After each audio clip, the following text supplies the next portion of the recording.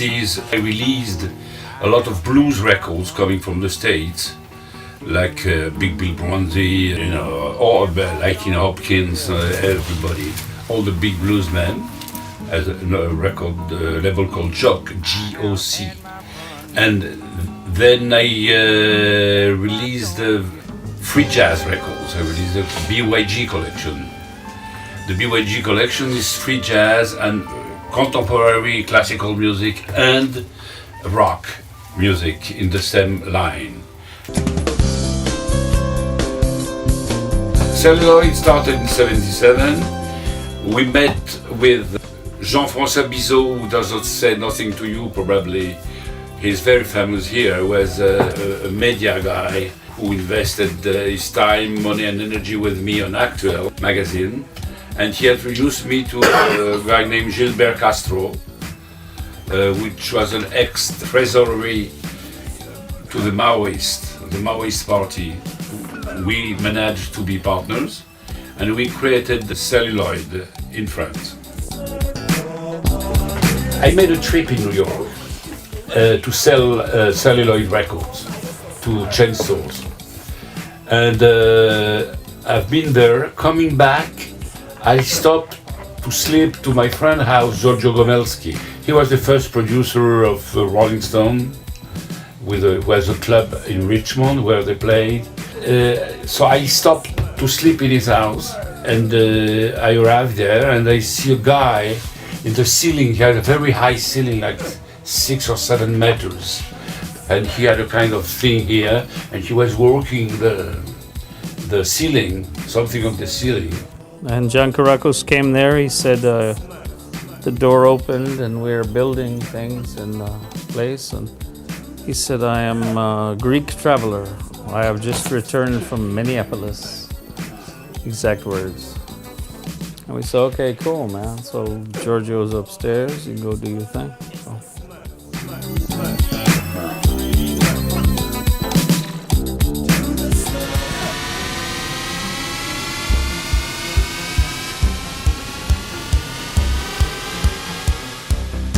Oh, he was 22, 23 years old.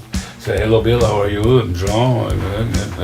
Then I stayed there, he stayed there, and I spent all night. And I was leaving the next morning very early, but we spent all night speaking with Bill.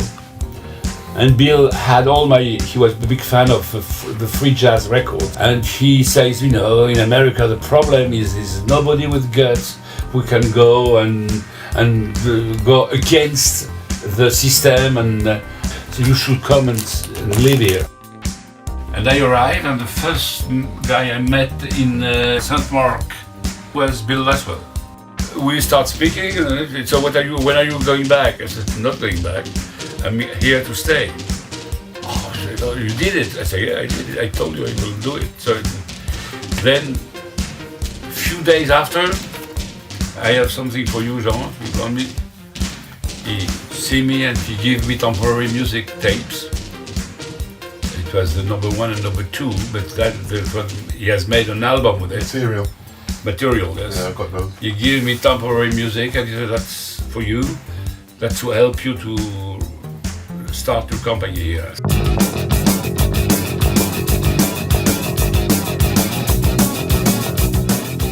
Well, Fred came to Giorgio because Giorgio called a lot of people from his background, Magma, Henry Cow, and Badorj, and all these groups that came from Europe, and he brought them all to America. And Fred was one of them.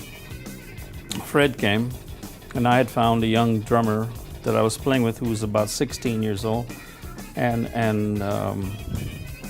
we started to play a little bit with Fred, and Fred Marr was the name of the drum.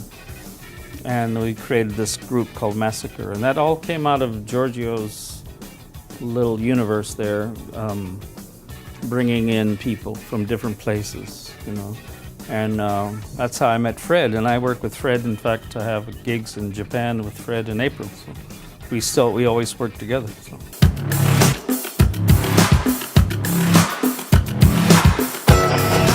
Ventura is my name, and I say graffiti is where I got my fame. I was rocking on. Don D, rock shocking to the break of dawn. Get down. The hip-hop adventure started with a friend of mine called Bernard Zekri, which was a good friend and working with me. He used to live 8th Street and 2nd Avenue. And it was a club very close to there called the Negril, where every guys from the Bronx will go have a drinks at night. I'm speaking at 1981.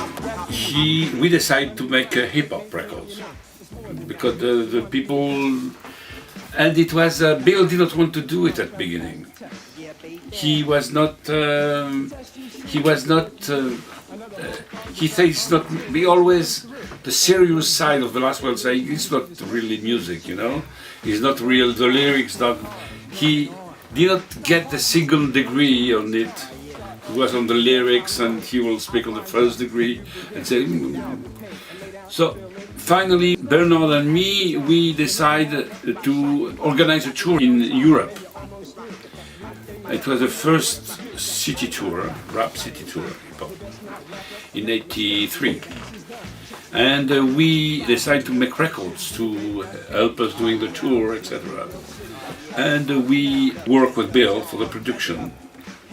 And we work with DSD, Remixer DSD, in the studio in the Bronx.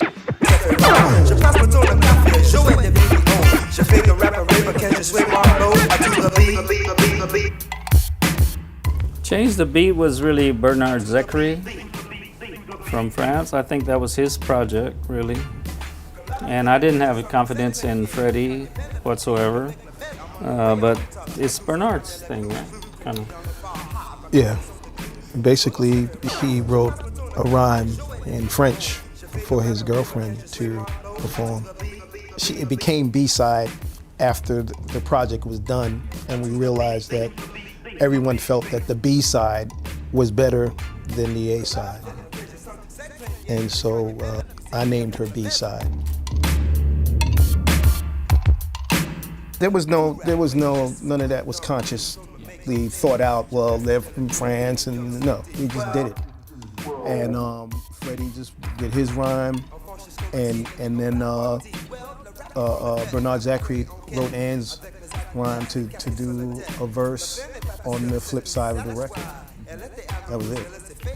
And the word fresh from that record comes not from Freddie's voice. It's a guy called Roger Trilling. We released the 5 records together. Means, I don't know if you put the 5 first records, which is Futura and The Clash, Phase 2, the Gramixer DST, Chance the Beat, and The Smurf. The backside of the record is one painting, painted by Futura 2000. And I cut the record, the painting in 5. They were just different artists that was being compiled into this collection of records. Like no one discussed anything. You know, we just go in the studio and just do it. And shocking and rocking, go house, everybody say rocking, don't stop it. Africa Bambaataa become very close friend with Bill. As you know, probably Africa Bambaataa has a big musical culture.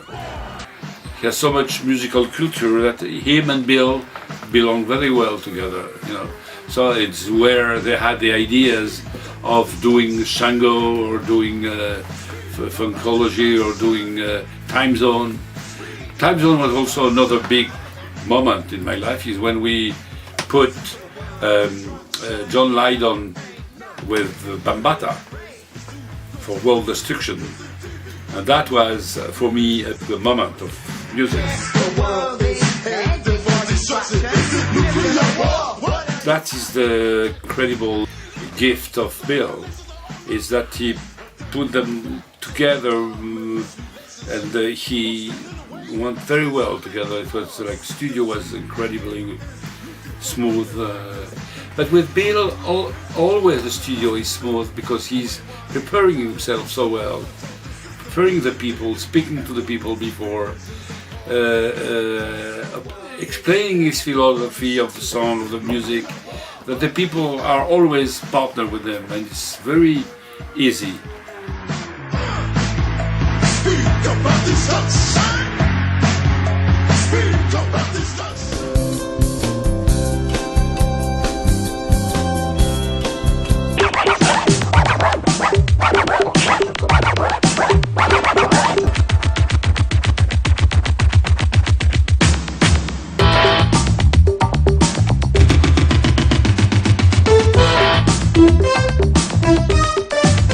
Well, Herbie Hancock Rocket came because of a guy called Tony Mylant.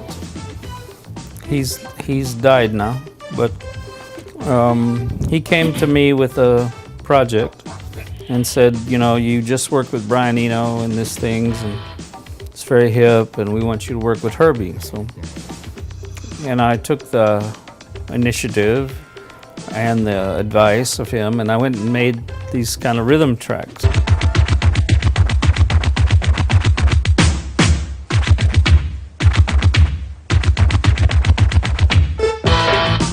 And they're done very quickly. And I incorporated a Cuban drummer called Daniel Ponce and myself, and I just put it together. And the key to it was I thought we needed this turntable idea. So I called Africa Bambaataa, who I knew, and I said, do you know somebody who can play a turntable on this thing? And he said, yeah, it's a guy called Cheese.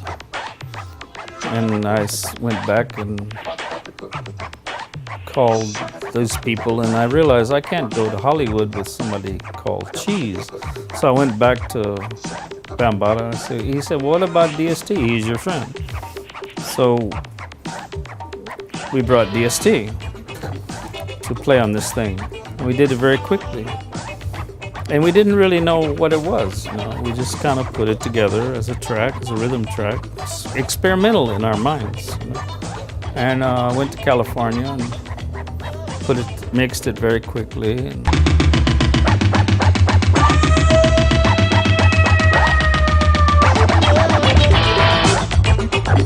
everybody just heard it and flipped out. So we didn't know what we had really. So. Well, I had a record called Crazy Cuts that I had been working on. And I had developed this technique that I would do, which was like a scat, like an Ella Fitzgerald scat. And I was looking for sounds that would really exaggerate it, really make it stand out and make it very profound. And so when we finished the Celluloid, those 5 records, you know, I was just playing with all the sounds, and then I took the sound fresh, and you know, when I started doing that, it had the right texture, the right bottom end to it, the right mid-range end to it. It was just the right sound, and it became like my bow. You know, I refer to the turntable as a turn fiddle. And so my bow was the Change the Beat record.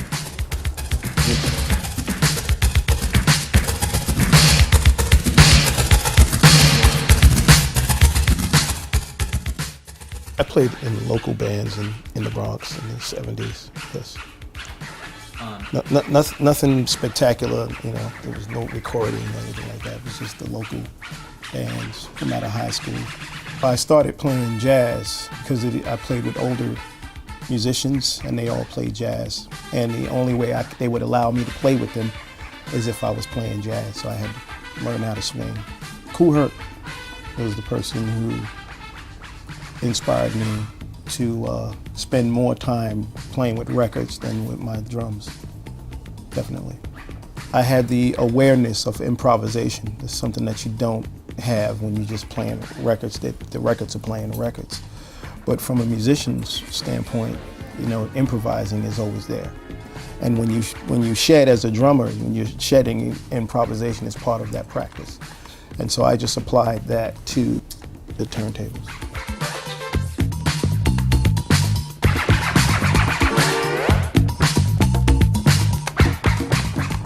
it became the #1 nighttime spot for the A-listers, so to speak. You know, Oh, it's crazy. all of the film people, the music industry, actors, the everybody. actors. And then that was the first time that we got to play like real Bronx hip hop in that environment, downtown in a big environment. And so it Amazing. it was something that will never be repeated. I can tell you that much. It was an incredible thing.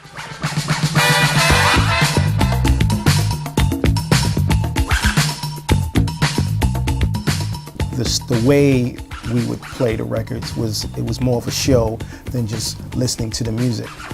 It was listening to the music and how it was being manipulated with 2 turntables. It sounds like someone had edited together, you know, a bunch of sequences of songs.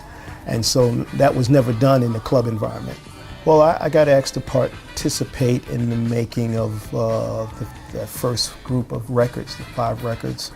Just programming beats and writing and working with Bill on with other artists on songs.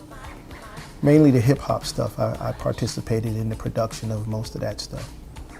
And then, you know, there's more things. I stayed with Celluloid. I did a lot of big records after that, but I stayed with Caracas somehow. Yeah, we all did. Yeah. Like Mick Jagger and people like that. You know, they call us, they say, you guys got the hip shit, come down to Nassau. I took him. We went to Nassau and met Mick Jagger. So, you know, so then we do these records, you know. So all kind of things. It's just money thing, man.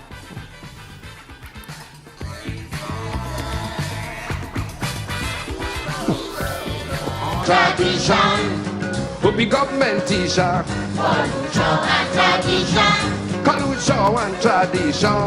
culture and tradition. Quickly, Celluloid became the house of the African guys in Paris because we knew what we were doing, and we released many African records. And when I went in the States, I signed Fela for the States, Fela Kuti. And that was a big one also. Fela was, I released 20 records of Fela.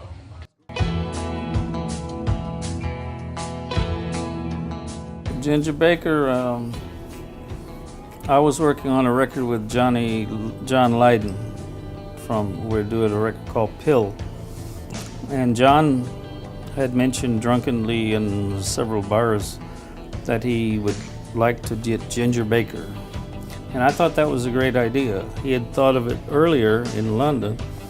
And I said, this is a great thing. So I went and found Ginger Baker in Tuscany, in north of Italy. And I flew to Pisa, and Ginger met me at Pisa, and I drove and talked to him. I said, I have a project for you. He lived in a mountain with olive trees and dogs and horses, no electricity. It was very rough.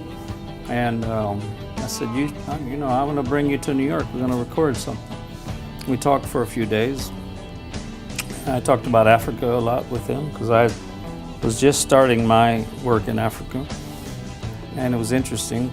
And I brought him to New York, and the record was Pill, John Lydon. And we had a great connection, you know. And while he was here, we said, let's do some other stuff. And Horses and Trees came up, and let's do a record on Ginger.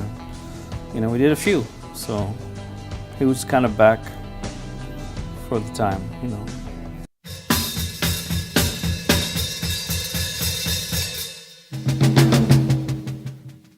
I met Peter Brotzman in a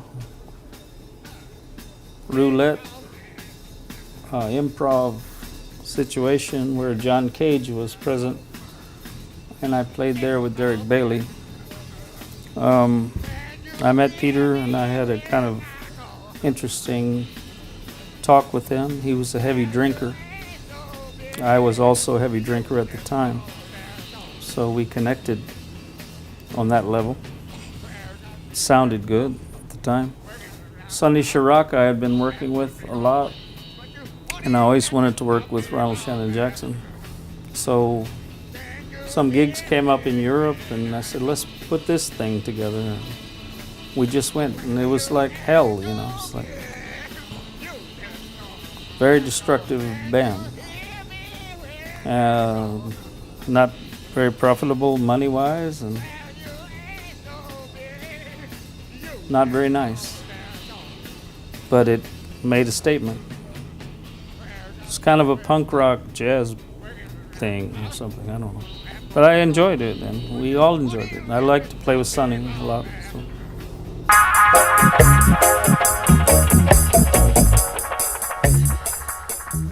Looking back, you know, when you're young and people say, do you have any regrets? Is there anything you would want to do differently? You always say no. There's no regrets. I would never do it any other way. And when you get older, you do it all differently. And you have nothing but regrets. And that's the truth. See, for me, like when you ask the question about regrets, you know, he's right. What Bill said, he's absolutely right. But there are things that I would not change, because I learned a lot, you know. So I have some regrets, but not everything. You know, I don't regret meeting Bill. You know, I don't regret what I learned from him.